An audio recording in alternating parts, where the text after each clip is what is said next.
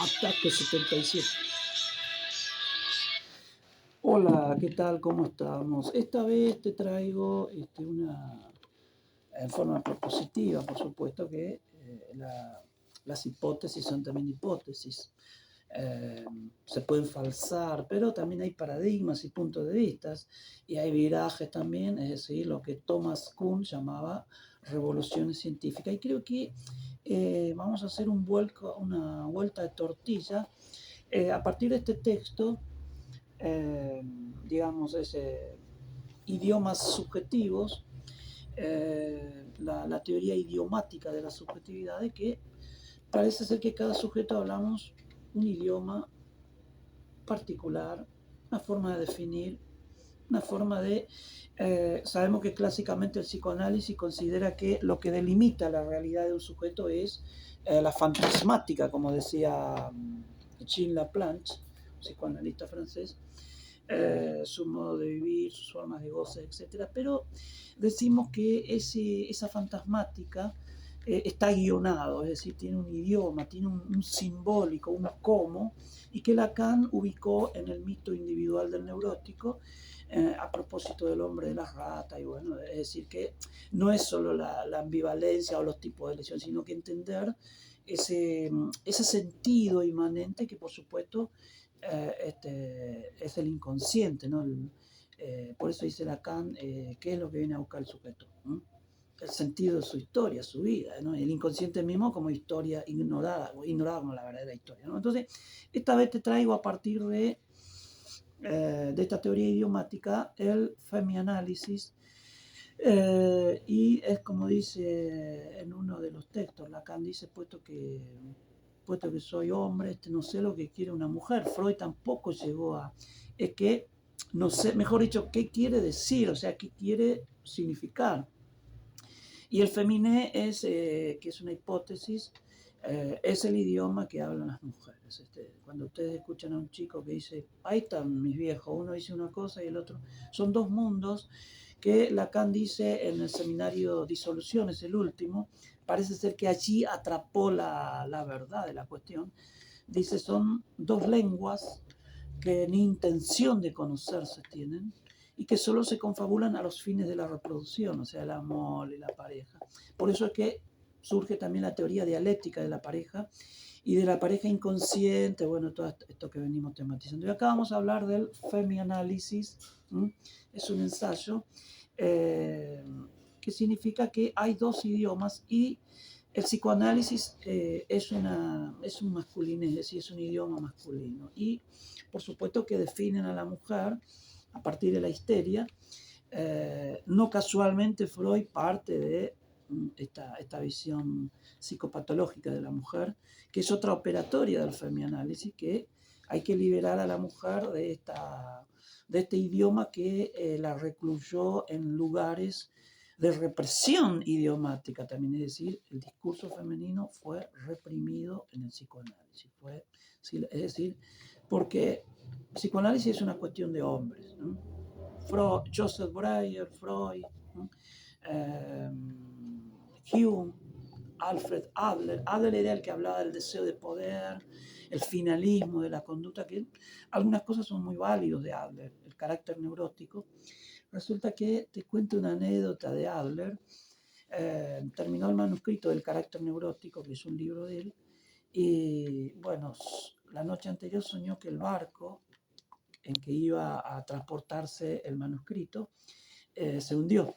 Bueno, al otro día llevó, bueno, ese barco era el Titanic. Hume, Ferenczi y otros son todos masculinos, es decir, y desde la teoría idiomática hay relaciones de exclusión del otro, es un idioma extraño, como dice Lacan. Podríamos decir también hay una forclusión idiomática que yo, hipotéticamente por supuesto, no obstante hay cuestiones compartidas, es decir, es como un idioma, yo puedo, el inglés y el francés puedo manejar algunas cosas, con el tiempo, con la interacción, hay cuestiones que se comparten como un idioma social, un idioma de clase, como un ideal, como un programa de vida, es decir, pero que fundamentalmente hace que cada uno de nosotros sea un autista idiomático, es decir, percibimos la realidad en términos de cómo definimos esa realidad. Por eso la selectividad de la memoria, de la percepción selectiva, porque resulta que la realidad que delimitamos, nuestra fantasmática y su guión inconsciente se debe a ese idioma que son también una semiótica, pero no en el sentido de signos, sino símbolos, símbolos significantes, ya acá hablamos de Lacan, de modo que la mujer se dejó definir por los hombres, ¿sí? Como histérica, esta mirada psicopatológica de la mujer. Entonces, el femianálisis entonces sería esta primera operatoria que sería descubrir que hay modelos de mundo, es decir, formas de definir diferente. La mujer se socializa en un momento dado. Sabemos que, según dice Freud, la niñita aún sigue con conductas masculinas hasta que se empieza a operar esta segregación, esta diferenciación desde el Edipo. Y podemos decir que allí también aparece la división en dos bandos. Probablemente hay muchos idiomas, por supuesto, hoy día tenemos idiomas de género, pero que fundamentalmente es una forma de definir, de considerar, de vivir, de sentir, tipos de elección de objetos, etc. Y ese idioma implica un modelo de familia, de pareja, de amor, que en forma de un deseo de alienación, como decimos en otros videos, la mujer intenta cuadrar al hombre a su lecho de propusto, tanto como el hombre a la mujer. Es decir, esto lleva a la puja, dialéctica impositiva, conflictos, rupturas, femicidios, etc. Entonces, eh, eh, volviendo entonces al femianálisis, sería el psicoanálisis desde la mujer, tanto como el psicoanálisis de la mujer y poder entenderla en su idiomática, en su visión, en sus miedos, en sus angustias y fracasos, en sus oráculos, es decir, esos enunciados que destinan, como dice Lacan, este significante oracular. Entonces, esta operatoria de diferenciar idiomas de género, idiomas subjetivos, nos lleva a diferenciar dos mundos, que en algunos puntos coinciden, porque vivimos en un mundo compartido, pero para nada en la conducta. Es decir, el hombre sigue viendo a la mujer de acuerdo a sus referencias internas, es decir, sus definiciones provenientes de su familia, su linaje masculino. Hay lealtad de género, lealtad idiomática al modelo de papá. Y decía esta psicoanalista francés, Rodinesco, citado por Colette Soler en La maldición del sexo, eh, las chicas siguen el destino de la madre y los chicos el del padre. Ese factum, ese... Bien, entonces decimos entonces que el psicoanálisis habla el idioma masculino y que la operatoria es ver por qué está reprimida, por qué está forcuida, por qué está negada el discurso femenino. Por supuesto, el orden social recluye a la mujer en la casa, como ama de casa, etcétera, que reprimió sus otros potenciales. Acá hablamos de un deseo potencia como Spinoza, como Deleuze desde el Antiedipo, y claro, adquirió preponderancia en lo social, en lo político, en lo cultural, el masculino, ¿no? Como demuestra Freud. Entonces, la mujer quedó en segundo plano, de second sex, como diría Simone de Beauvoir, la mujer es arte. Entonces, partimos entonces de estas dos lenguas en juego, en dialéctica de más o menos.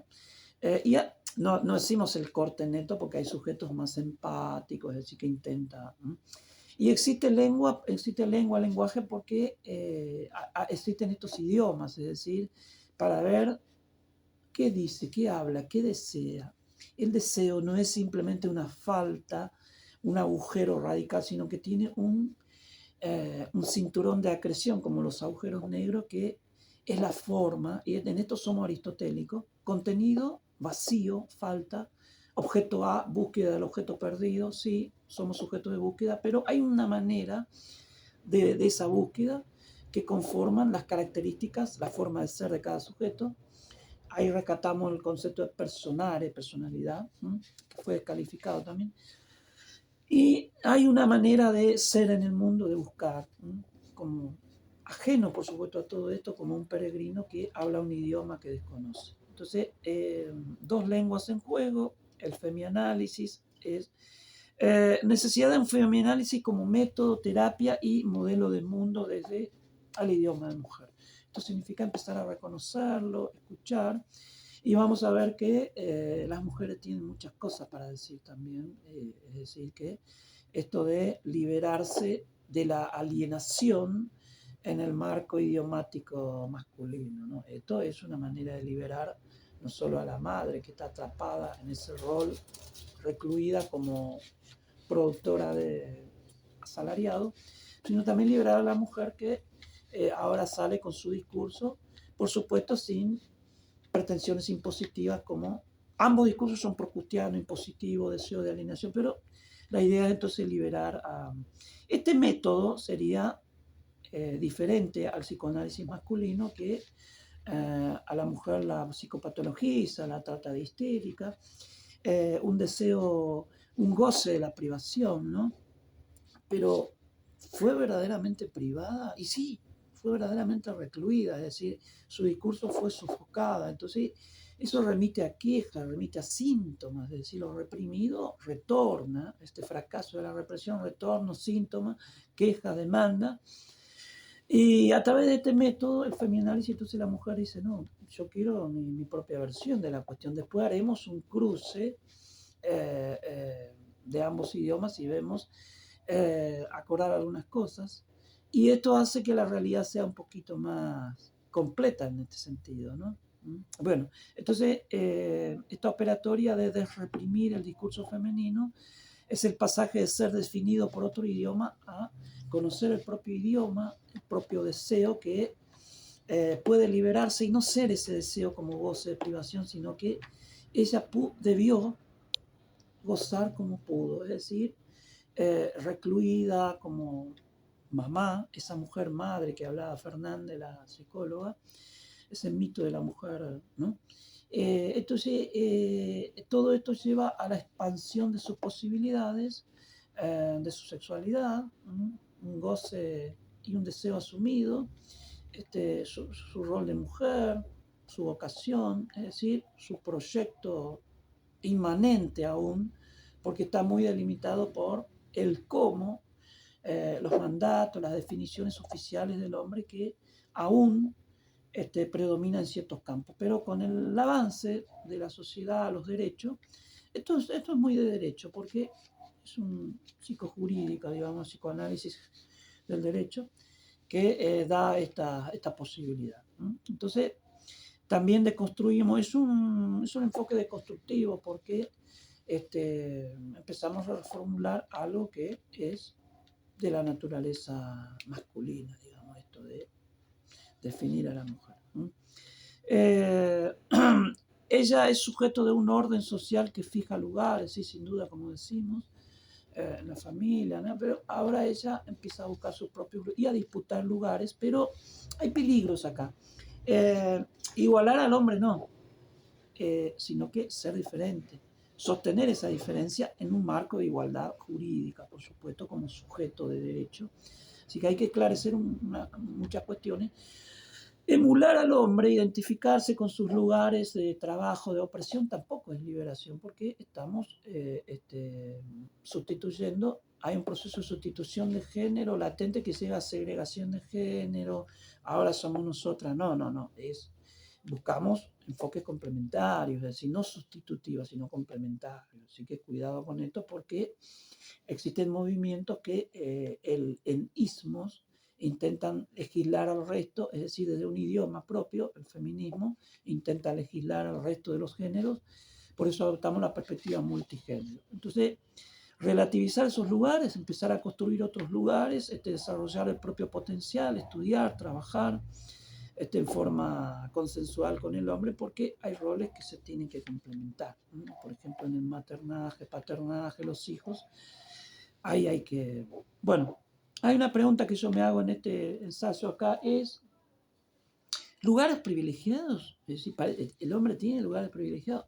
Parece que el capitalismo oprime tanto al hombre, a la mujer, a la familia, a los hijos, a la mascota, a los viejos. Entonces, acá no es armar una puja idiomática entre hombres y mujeres, femenino y masculino, sino que ambos entiendan que están hablando un discurso capitalista también, como diría Lacan, un discurso compartido, un idioma social en que ambos sostienen un modelo de pareja, de familia, un modelo de mujer, de hombre, que se corresponde con este orden enajenado de cosas que explota, que hace sufrir. Entonces, también es sujeto a deconstrucción y liberación. ¿No? Un idioma de mujer reprimida en la sociedad y en el psicoanálisis. Acá un titulito de un capítulo, sí, sin duda ya lo dijimos, es decir, esto de que la mujer se dejó definir por el hombre. Y la idea es entonces de construir estas cuestiones y empezar a este autoanálisis idiomático, también el heteroanálisis idiomático, es decir, empezar a, che, pucha, pero es cierto, nosotras dejamos que nos traten de esto, de histérica, de frígida, y para nada es así. ¿Mm? Bien, la psicopatologización de la mujer, también en términos de un deseo privado, recluido, un discurso que fue sofocada, entonces anulando la expansión vital de la mujer, sus múltiples desarrollarse, no solo como madre de la clase baja, sino más en la clase media, donde también el rol profesional y todo esto. Pero aclaremos, complementariedad, ética compartida, empatía, es decir, no esto de venir a, ahora es el idioma femenino, ahora somos nosotros. Entonces, el hombre, por supuesto, con todas las falencias que se le puede encontrar, padeció, padece, actúa, reacciona, se enferma, porque vivimos en un contexto muy inadecuado para el amor y la familia. El tema de acá la superioridad masculina, supuestamente, cuando es un animal de carga que produce capital, enajenado en un orden social que trabaja, vive para trabajar, sin capitalizarse y toda esta lógica economicista que reduce al ser humano a mero productor, destruyendo el planeta. Bueno, esto también lo estudio en el ecopsicoanálisis, el ecocidio es otra. Hay libros, en serio, te parece raro, pero bueno. Freud, la envidia fálica y el complejo de masculinidad. Es decir, que, claro, Freud lo redujo al tema del falo, ¿no? Esto de, en esa diferenciación de que hay quien lo tiene y quien no lo tiene, a pesar de que todavía no se diferencia totalmente los sexos en el Edipo, pero la niñita percibe, se identifica y asume este rol protagónico del varón, del papá, que además la dependencia económica, etcétera. Por supuesto que en este contexto el complejo de masculinidad, la envidia fálica, la Jill Phallus, ella trata de seguir este modelo exitoso, por supuesto, porque es lo que la sociedad ofrece a través de la familia en este triángulo, de modo que esto también tiene que ser deconstruido porque no es que la mujer directamente quiera ser el hombre, la envidia fálica, sino que acá hay cuestiones también donde trascendemos el mero psicoanalismo. Castel, el psicoanalismo de Castel, es otra operatoria que hay que hacer acá, esta centración en el psiquismo, en lo psíquico, en el sujeto, en el yo, llevó a que se obvíen determinaciones de clases ideológicas, sociales, históricos del capitalismo, de modo que hay que realizar esta operatoria también. Eh, sería la revolución femenina, es decir, reparar este sesgo, este desconocimiento del que somos hablados por estos idiomas, que son formas que vamos decidiendo, definiendo, incorporando, asumiendo, son también identificaciones, modelos de conducta, expectativas, temores, es decir, eh, eh, esto también sería la revolución femenina de empezar a pelear por lugares, ser reconocida en su idioma, en su visión de mundo, en sus anhelos, sus ideales, sus prácticas, también construir lugares para esto, sin criterios descalificatorios, que invalidan, que excluyen, y evitar la guerra de sexo que hoy día está haciendo estragos, buscando ambos reconocer, producir, sostener, ayudar al otro a la construcción de su propia perspectiva, y en ese proceso se opera este pasaje del idioma subjetivista y autístico a esto de compartir y conocer lo que el otro quiere. Eh, la familia y pareja patriarcal dividida, es decir, esto también es un capítulo en donde observamos que la familia no era la unidad que, ¿no? Entonces la mujer enfrenta esto de que ella tiene un modelo de familia, de pareja, y él también. Entonces este choque, esta dialéctica, estas diferencias, este narcisismo, esta lucha por las pequeñas diferencias que Freud llama el narcisismo de las pequeñas diferencias, que son grandes, por supuesto, porque lo que la mujer y el hombre están defendiendo nada menos es un modelo del mundo. Entonces, definido a través de conductas, ¿no? Cuyo centro es el deseo, pero este deseo está guionado, es decir, tiene un formato, tiene un mito, tiene un programa. En esto usamos Sartre, el guión de vida de Erich Werner y otros pensadores. Bueno, la mujer dividida, sabemos que está dividida en este idioma que la marca, ¿no? Porque es el contenido del inconsciente, es un simbólico, es una lengua que ella habla y que no siempre se la considera. Entonces ella misma está enajenada, atrapada, es la marioneta de este idioma. Entonces te imaginas con el otro, en donde en esa dialéctica del amo y el esclavo, muy prontamente, es que acá nadie retrocede. Es como decía Lacan, la histérica amo, pero aún eso se puede deconstruir. No es que la histérica busca un amo para castrarlo, esto es famoso, sino que tiene un idioma propio, es decir, en forma espontánea ella busca ser comprendida, entendida, en su propia definición, que es legítimo además. El problema es que es subjetivista, es decir, subjetivismo radical de esto de pretender que los demás se amolden a mi propio idioma. Es una forma de colonización, un intento procustiano de asimilar al otro a las propias definiciones, a este modelo que construimos. Bueno, otra operatoria es la curar a la mujer dividida en todo esto, en su pareja, en su dialéctica de pareja, en su familia, la expansión de sus posibilidades, el pasaje del rol meramente materno a la expansión de la mujer, como sujeto del deseo, también de la sexualidad, todas estas cuestiones, sin culpa, sin inhibiciones, porque esta vez tiene la posibilidad de elegir y construir su propio modelo de mundo, buscando también intercepciones, encuentros, similitudes y diferencias. Hay similitudes y diferencias, entonces sin criterio de excluyente, ¿no? O sea, complementar y no sustituir. La represión, mecanismo de defensa predilecta de las histéricas. Esto también relativizamos acá, como ya lo habíamos dicho, verdaderamente la cualidad del deseo femenino, que es falta en ambos.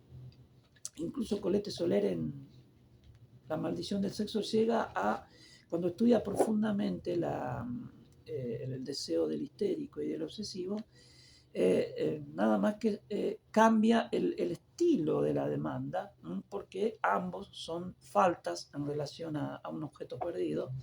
Está muy bueno esto porque desreprimir el idioma femenino en todos sus campos. Es decir, esto significa también duelos, tener que replantear, reformular cosas y probablemente rupturas también, porque vivimos en un mundo donde hay sujetos que su idioma es el idioma oficial, no admite otras definiciones. Bueno, acá el tema de las mujeres anestésicas y frígidas, que son vistos en términos masculinos. La mujer tras la senda del varón, como habíamos dicho, claro, ella, su compañero exitoso, no más de ser, claro, de alguna manera se identifica y trata también de exteriorizar su visión, su deseo, pero con la preeminencia del varón que la deja un poco como fondo, figura fondo. Entonces ahora ella también quiere ser figura, es legítimo, es una de las operatorias. El multilingüismo de los géneros, es decir, no es que hablamos el mismo idioma, hay varios géneros, hay varios idiomas, esto también es importante. Este capítulo me encanta, ¿no? Dice, ¿el varón domado o la dominación masculina? El varón domado es el texto de Esther Vilar, una socióloga. Verdaderamente la mujer, desde el maternaje, recordemos los pechos de Melanie Klein, las fijaciones de Freud, el tipo de elección de objeto por apoyo, aposición que hablaba Freud, que ahí es elegir a la madre, ¿no? O en forma narcisística, el espejo. Todas estas cuestiones es que parece ser que ese apego, Bowlby y otro, Harley, el varón fue adecuado, fue conformado, es un varón domado, es decir, que le es útil a la mujer, pero en la antigüedad lo mandaba a las batallas, a trabajar, ahora a trabajar, pero que la mujer patea hoy día este tablero de dependencia económica, pero parece ser que en un contexto capitalista salvaje de privaciones, muchas mujeres pasan se libera a su hombre, pero se somete al capitalista, al trabajo, a esa rutina y esto entra en colisión con algunas funciones maternas, etcétera. Pero bueno, o la dominación masculina, que es el masculiné de Pierre Bourdieu. Él, como buen masculino, dice que hay dominación masculina. Yo personalmente creo que eso es manifiesto, pero en forma latente, el varón domado de Esther Vilar, que nunca lo digo, pero esta vez lo dije. El objeto A es testimonia de todo esto. El vacío del objeto es buscar ese objeto primitivo. Así que es para pensar un poquitito. Esto lo estudio en la psicopatología de la pareja, que es un texto que lo tenés acá y que salió también acá, la psicopatología del amor. Bueno, su dialéctica, sus dificultades, sus trastornos. Así que un día vamos a... Bueno, vos podés elegir. Primero leamos El varón domado y la dominación masculina. Luego leamos esos dos idiomas. No es casual que hayan dos visiones así, ¿no? Ella es muy mujer cuando define, pero sincera, es decir, no la que dice una cosa y, ¿no? Bueno, después sigue el segundo sexo en una sociedad enajenada, que no es tan así. Ella lucha, hay una dialéctica inmanente en la pareja que hace triza tanto la familia, etcétera, que es preocupante porque ambos, enajenados en un idioma propio, también relativizamos la pregunta histérica. ¿Qué es esto de...? Pero la pregunta histérica es desde Lacan, que es un hombre que te acordás que decía, puesto que soy hombre, no sé lo que quiere decir una mujer.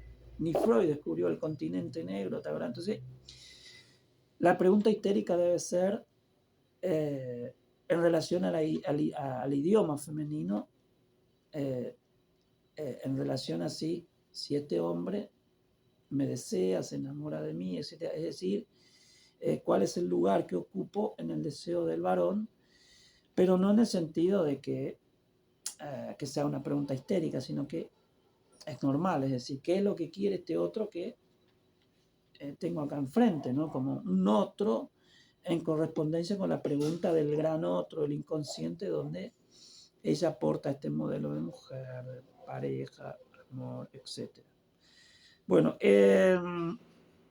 femianálisis sociopolítico. Acá, esto ya, considerando el socioanálisis, claro, todas estas cuestiones toca a el lugar de la mujer en la sociedad, un orden social injusto, desigual, que recluye, que priva, que reprime. Entonces, esto es muy político. Así que la intersubjetividad histérica reactiva, es decir, el sujeto histérico, es decir, reacciona, es decir, reclama, intenta validar su idioma, pero ahí es donde la tratan de quejosa, de que que pone en actividad escenas y demás, es decir, la demanda. Pero si lo vemos desde esta luz, todo cambia porque resulta que es alguien que habla otro idioma y que está intentando hacerse entender, ¿no? Por eso existe el lenguaje, la comunicación, porque nuestra conducta es otro idioma, ¿no? Es como cuando te encontrás con otra cultura, ahí se nota, ignorás el idioma, entonces a partir de gestos, cosas, por analogía, es decir, el hombre conoce a la mujer por analogía, imaginando que lo que dice es de acuerdo a alguna significación que tiene acá. El conocimiento es por analogía, esto lo decía Pichón también. Bueno, entonces lo que se busca es una mujer participativa y complementaria, evitando roles suplementarios, eso ya lo habíamos dicho. Algunas operatorias femianalíticas, esto de liberar a la mujer de esto, de ser definido por el hombre, de ser simplemente madre, desarrollar a la mujer, sus cualidades, sus potenciales, su vocación, etc. Y bueno, acá llegamos al final y pusimos en la bibliografía a Esther Vilar, a Pierre Bourdieu, etc. Hoy te presenté el femianálisis, que sería, ¿qué pasa? Te la doy vuelta acá. Si el psicoanálisis hubiese sido creado por Clara Thompson, Susan Isaac, serían el grupo de mujeres que le hubiesen llamado de otra manera, es decir, yo calculo que podían haber usado el femianálisis, ¿no? O análisis de la mujer. Y después incluirían al hombre porque ellas, por supuesto, creo que son más consensuales en eso, incluyen al hombre como, ya sea como varón domado o como dominador. Entonces, hubiese sido diferente la historia, ¿no? Ellas lucharon, Melanie Klein se diferenció, se fue hacia el desarrollo temprano.